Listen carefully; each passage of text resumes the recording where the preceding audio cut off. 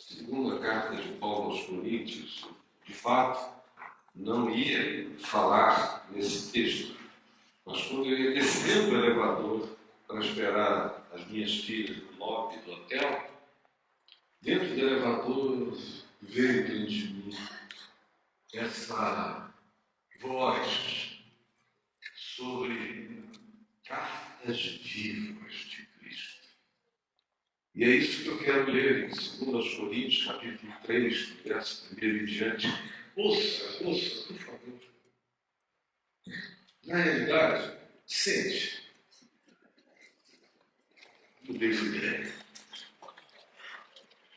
Sente. E preste atenção, olhe para mim. Para ninguém e nada mais, por favor. Nenhuma distração. Foque e preste atenção. Paulo, escrevendo a esse grupo de pessoas, essa comunidade de fé na cidade de Corinto, e ele começa no capítulo 2, dizendo: graças a Deus, que em Cristo sempre nos conduz em triunfo. E por meio de nós, ele está falando dele mesmo, com aquele plural de humildade, mais sinceramente seria: graças, porém, a Deus que Cristo sempre me conduz em triunfo e por meio de mim manifesta em todo lugar a fragrância do seu conhecimento. Ele está dizendo, eu sou um perfume de Deus andando no mundo.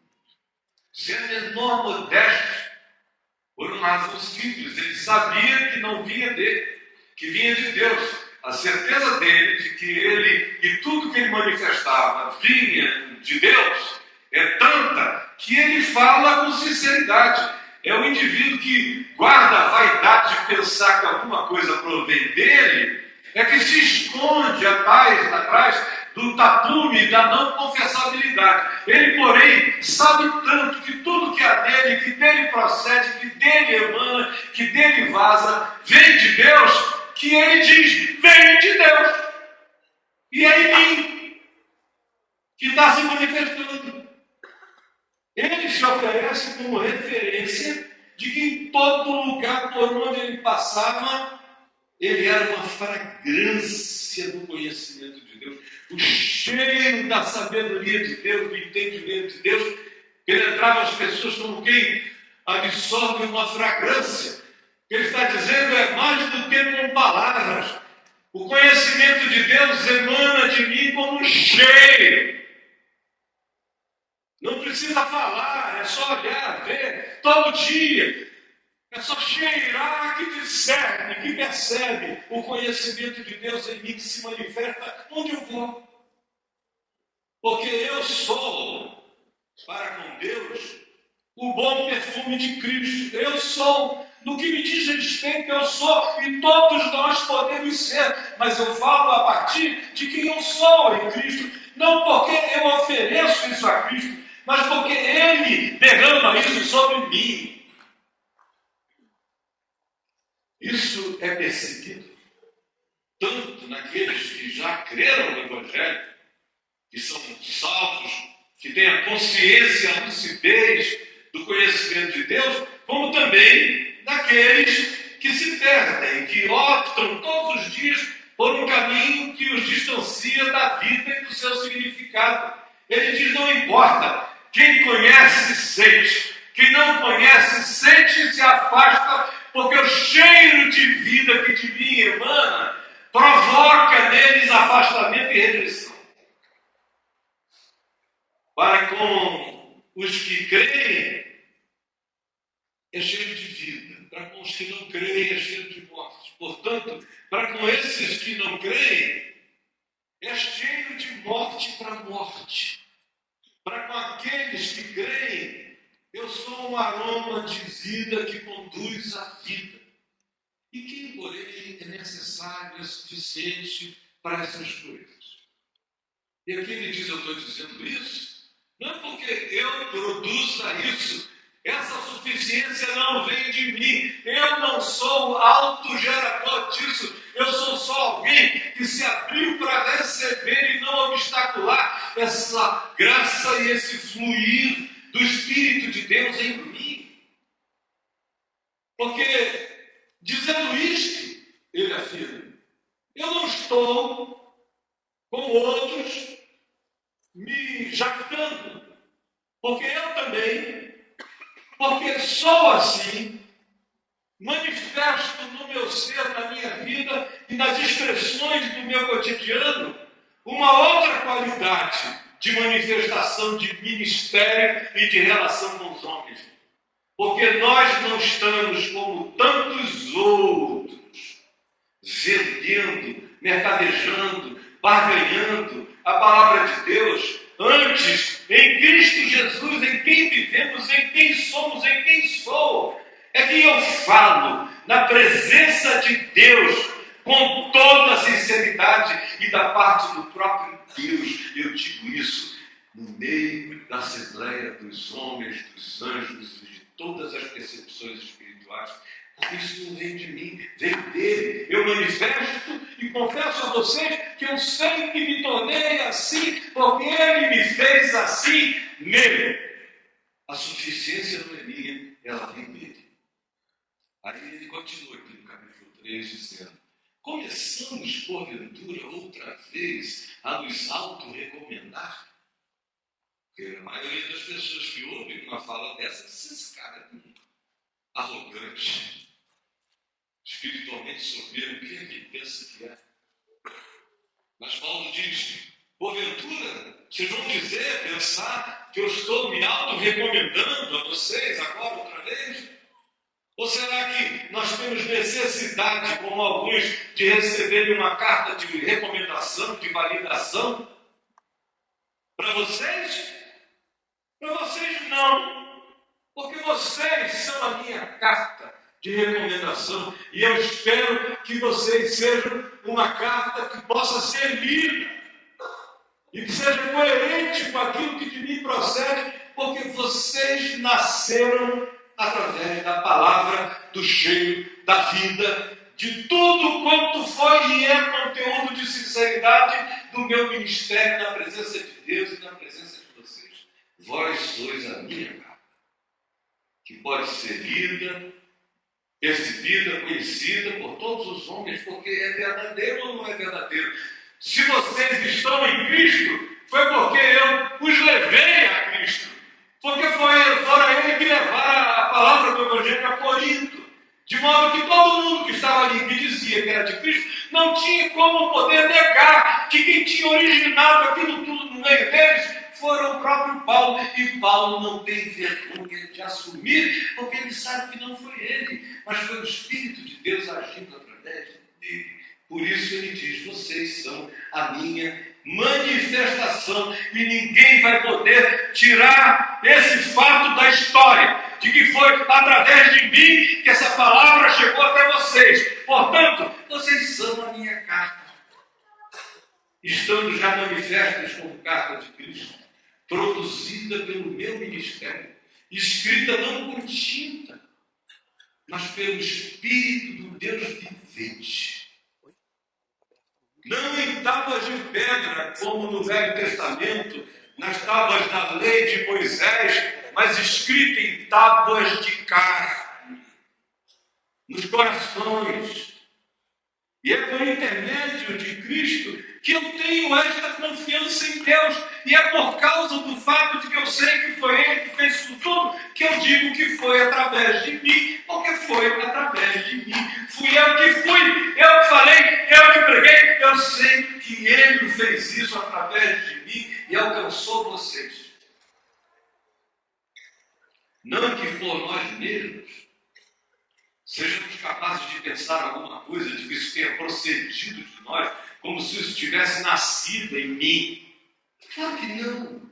Eu não sou idiota.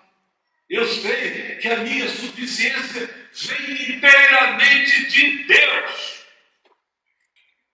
Deus que me habilitou e nos habilitou, quem quer que queira, nele se deixar habilitar para ser ministro de uma nova aliança, de um novo tempo, de uma nova relação com Deus, que não tem nada a ver com tábuas de pedra, nem com Moisés, nem com antigas alianças, nada. Em Cristo tudo se fez novo e Ele nos habilitou para vivermos essa nova aliança, esse novo testamento, esse novo pacto da graça de Deus do Evangelho, não da letra, não da Torá, não dos mandamentos escritos, mas do Espírito, da consciência, na transformação da consciência, da percepção, no adquirir de caráter, na formação do ser, no desenvolvimento e na expansão dele.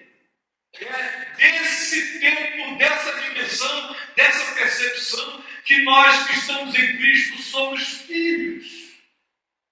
No Espírito. Porque a letra, o mandamento da letra, escrito, contido no box do livro da letra, das leis, das tábuas de Moisés ou de qualquer um, porque essa letra mata, ela contingencia, diminui, não tem dilatação e aplicabilidade para a variedade da vida. É pedra, ou você é perfeito, ou você será condenado. Não é dessa aliança que nós fazemos parte, mas de uma nova aliança. Porque a letra mata, mas o Espírito vivifica. E se o ministério da morte, que era o ministério de Moisés, Paulo chama de ministério da morte. Ministério das tábuas de pedra, das letras escritas, lavradas em pedras, para serem obedecidas, ou se fosse sepultado em pedradas. Aí Paulo diz, olha, se o ministério da morte, que é o de Moisés, gravado com letras em pedras, se revestiu de glória, porque teve glória, Monte Sinai, trovões, fogo, ribumbar, o estrondar da voz, cheia de ameaça que vinha do monte, a ponto de que os filhos de Israel disseram e diziam, nós não queremos ver isso. Se o ministério da morte, gravado em letras de pedra, nos dias de Moisés e por Moisés, se revestiu de glória, a ponto de os filhos de Israel não poderem olhar a face de Moisés quando ele desceu com a cara resplandecente. E esse era o ministério que matava, o ministério da morte. Mas ele desce de lá com a cara resplandecente por causa da glória do seu rosto, ainda que aquele brilho estivesse entrando e fosse entrar em estado de total resplandecência. Como será, então, de muito maior glória o ministério do Espírito Santo?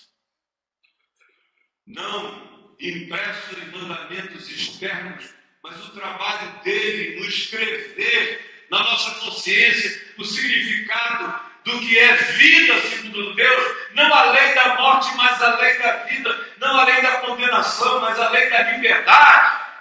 Como não será de glória muito maior?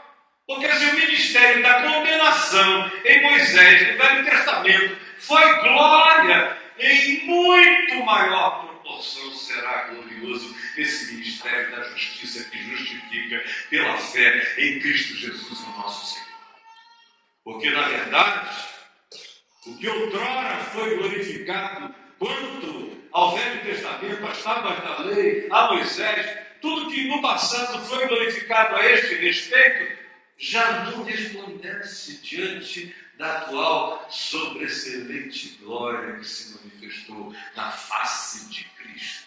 Você está olhando para mim? Está prestando atenção? Eu disse alguma coisa que não confere com o que Paulo está dizendo aqui aos Coríntios? Tem alguém que discorda? Fique bem. Então preste atenção. Porque esse ministério da condenação do Velho Testamento de Moisés, das tábuas de pedra, foi glória, em muito maior proporção será glorioso o ministério da justiça em Cristo. Da justiça que se adquire pela fé, não porque sejamos justos, mas porque nos sabemos em Cristo Jesus justificados. Porquanto, na verdade, o que outrora, no passado, foi glorificado, neste respeito já não resplandece diante da atual sobreexcelente glória de Cristo Jesus. Porque se o que se desvanecia, que era o ministério da morte em Moisés, que teve sua glória e desvaneceu e morreu, muito mais glória tem o que é permanente, o que não passa, o que não será mudado, o que traz segurança, o que impõe a garantia da fidelidade de Deus como validação para todo aquele que crê. Aí ele diz, olha, se isso é verdade, se essa esperança é real, se nós fomos livres daquilo que matava, para vivermos agora com a consciência daquilo que é permanente, que é eterno e que é todo em favor de nós, se temos tal esperança, então nós temos que ter muita ousadia para falar. É por isso, meu amigo, que eu me tornei insuportável. É porque essa ousadia, sei que não vem de mim, não me glorio em mim mesmo, mas em Cristo Jesus. E tendo essa certeza no meu coração, eu falo com essa ousadia de Paulo. Que ousadia? Um cara, os olhos rebelentos, como dizem os historiadores, perninha meio torta, baixinho, calvo, andando pelas estradas da Ásia Menor, viajando em toda aquela região, indo à Grécia, indo à Itália, desejando ir à Espanha e a qualquer outro lugar que não tem nenhum tipo de heroísmo em si mesmo a ser celebrado ou validado por parte do seu povo, nem tampouco das igrejas que ele próprio criava e que de vez em quando se manifestavam contra ele porque tinham sido ludibriadas, pervertidas e seduzidas por falsos apóstolos e falsos profetas que nos seus ambientes chegaram. Ele todavia diz isso. Essa esperança que eu tenho, a palpabilidade da graça de Deus na minha vida, não esqueça, esse cara é o mesmo que foi atropelado pela luz do Evangelho de Cristo Jesus na estrada de Damasco, mesmo, que ficou cara a cara com aquela manifestação, que tinha tido o encontro de natureza sensorial, testemunhado por vários outros. Ele foi, de fato, atropelado pelo amor de Deus, quando toda a intenção dele era maligna e malévola, e ele estava indo a Damasco para prender pessoas e matá-las, todas as que confessassem o nome de Jesus naquele lugar. Esse indivíduo diz: tendo, pois, essa esperança que me acometeu, que me atropelou, que me visitou, que se instalou em mim, eu me sirvo de muita ousadia para falar. E não somos como Moisés. Olha que ousadia. Se eu perguntasse aqui nesse lugar qual era o herói da Bíblia da maioria de vocês, muita gente iria dizer Moisés. E nós somos hollywoodianos.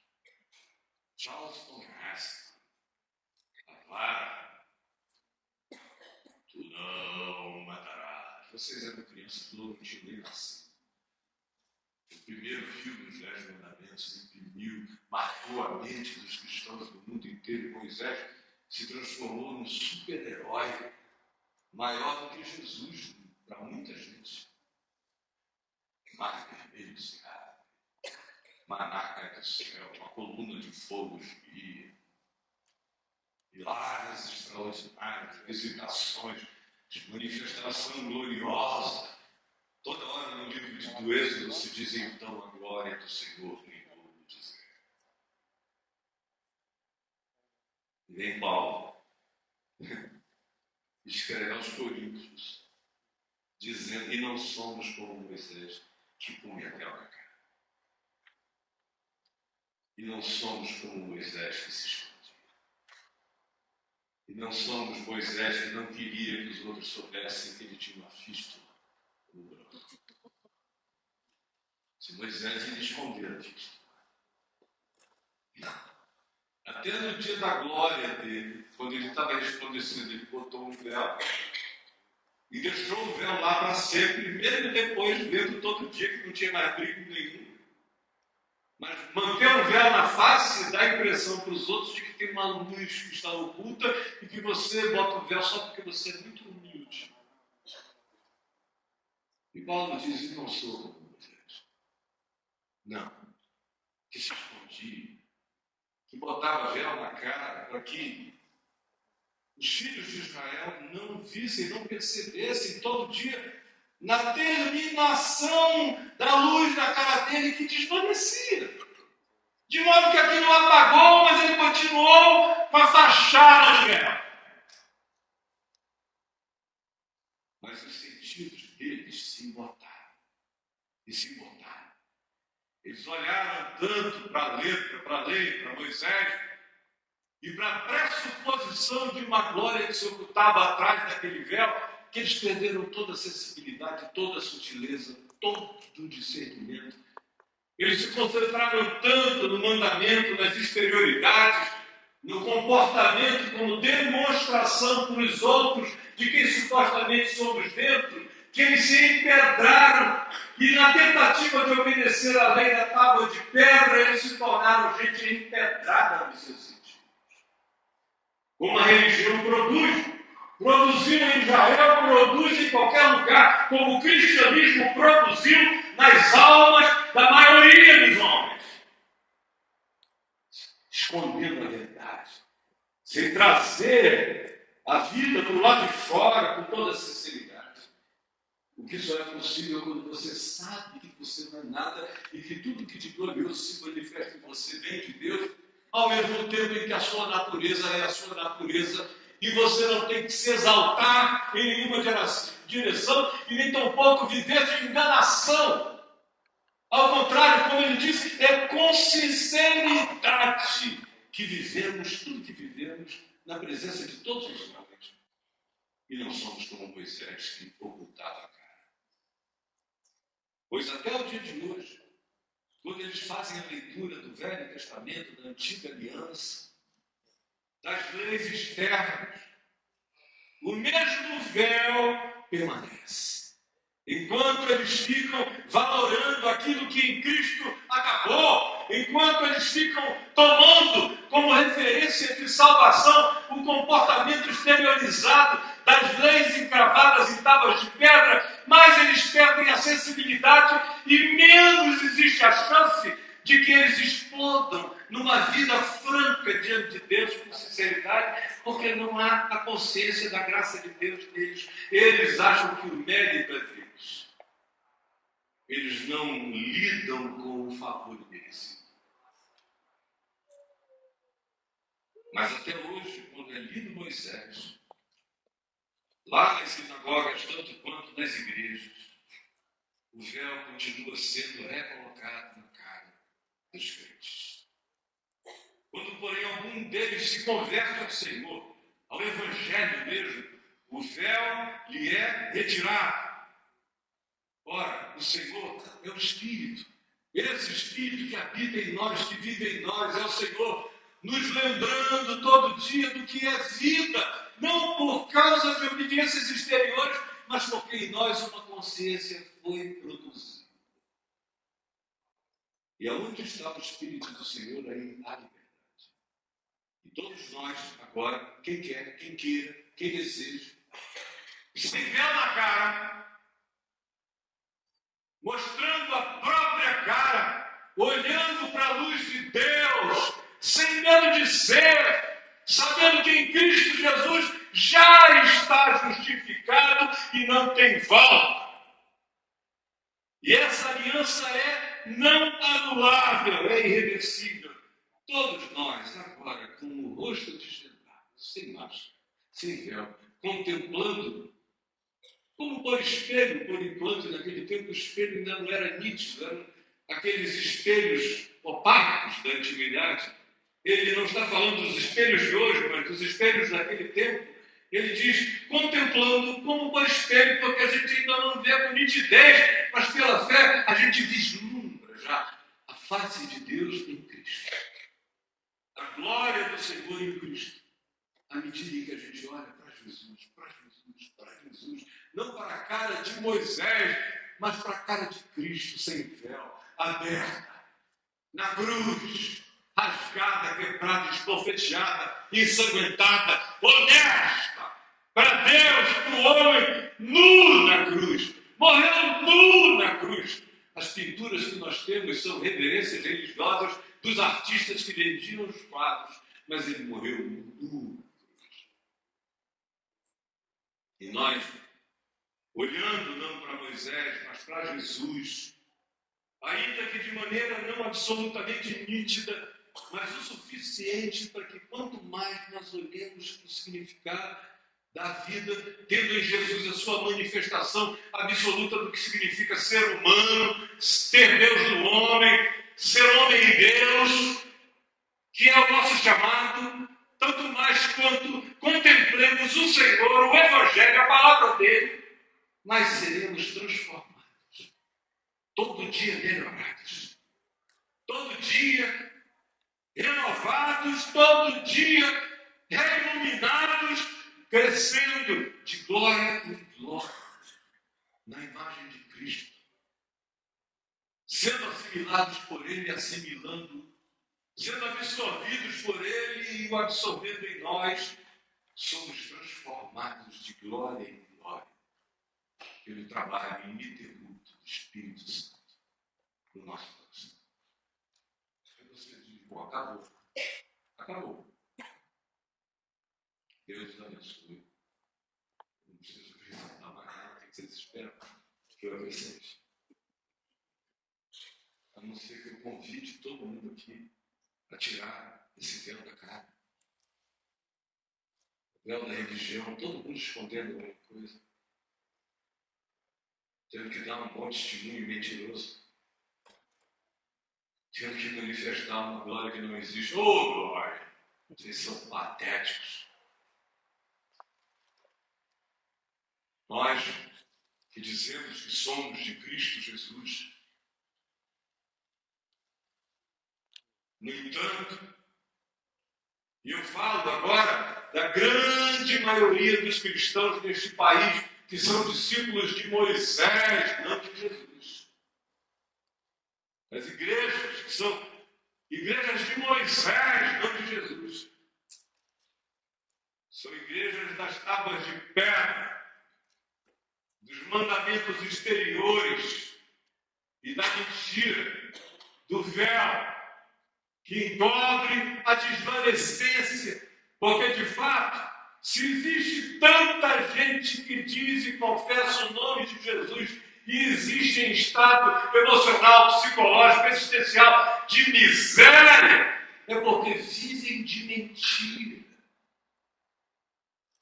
Não olham para Jesus, olham para Moisés, não olham para a cruz, porque o que foi feito, consumado, acabado, terminado em Cristo para sempre, em nosso favor, de modo que eu sou justificado nele, me tornei um cheiro bom de Deus nele. Não ando mercadejando a palavra de Deus, mas anunciando-a com toda sinceridade.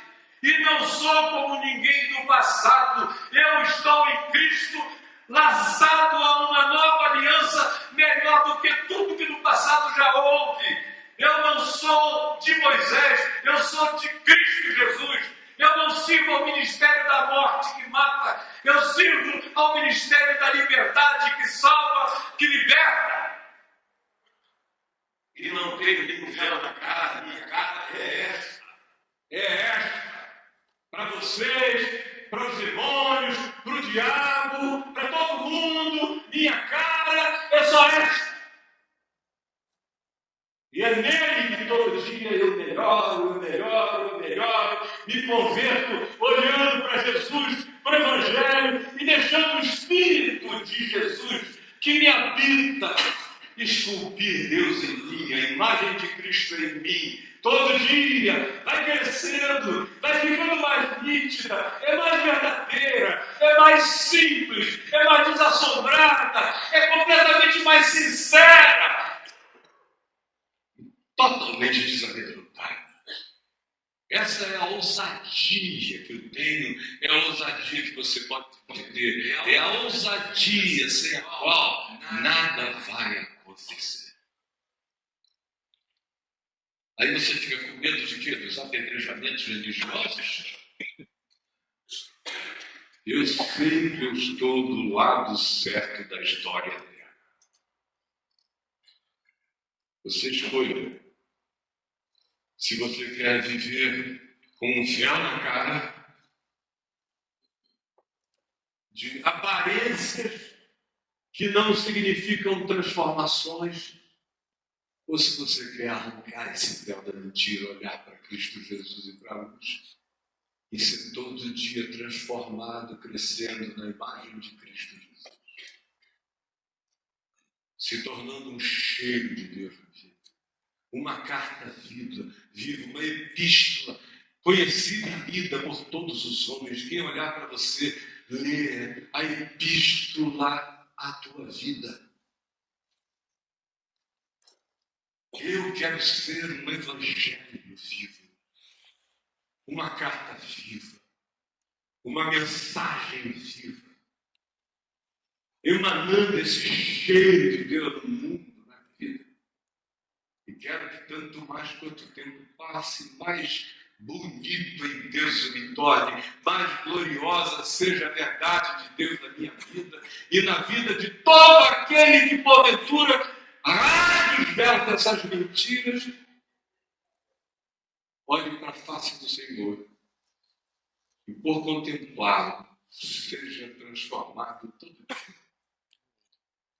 Como Paulo diria, eu falei acerca de mim para ver se vocês entendem o que pode ser acerca de vocês.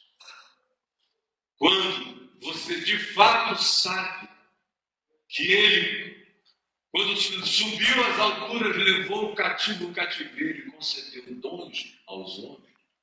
E você sabe que você é um dom de Deus, você é pura graça de Deus. Tudo que há em ti é favor divino, e tudo quanto em ti se manifesta de maravilhoso é bondade de Deus, explodindo do teu ser para a glória dele. Quem tem essa certeza, sabe que a sua suficiência vem de Deus, não tem medo de viver com ousadia. Não tem medo. Eu ia pregar num texto de um versículo só e falar aí mesmo 1 hora para vocês. E descendo aquele elevador, eu resolvi trocar o que eu ia dizer pelo privilégio de pregar com Paulo para vocês. E por mais incomum que seja uma leitura tão longa, numa noite de sábado como esta, é isso que vai acontecer e é só isso que vai acontecer. Isso é bastante, qualquer coisa mais do que isso é desnecessário. Quem quiser saber que é verdade, se entrega. Não dá para saber, não é um ensino à distância, é ensino encarnado. Ensino encarnado. Você tem que ativar isso dentro de você na prática, na obediência, na fé, na certeza. Se você não disser, eu creio, por isso é que falei, eu creio, por isso é que eu dou cada passo, e der os passos, nada vai se materializar. Pegue na mão de quem está aí no seu lado.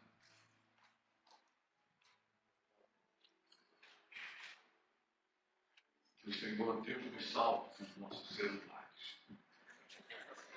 Você vai chegando no fio, cara, já está querendo saber onde está filho, cachorro, tudo. Quem mandou o WhatsApp para ele? Só segura aí que está acabando. Demorou um pouco, leitura longa, chegou ao fim. Então, o Senhor nos salve das nossas distrações, a gente se deu o direito de experimentar e de se entregar ao desejo do Espírito.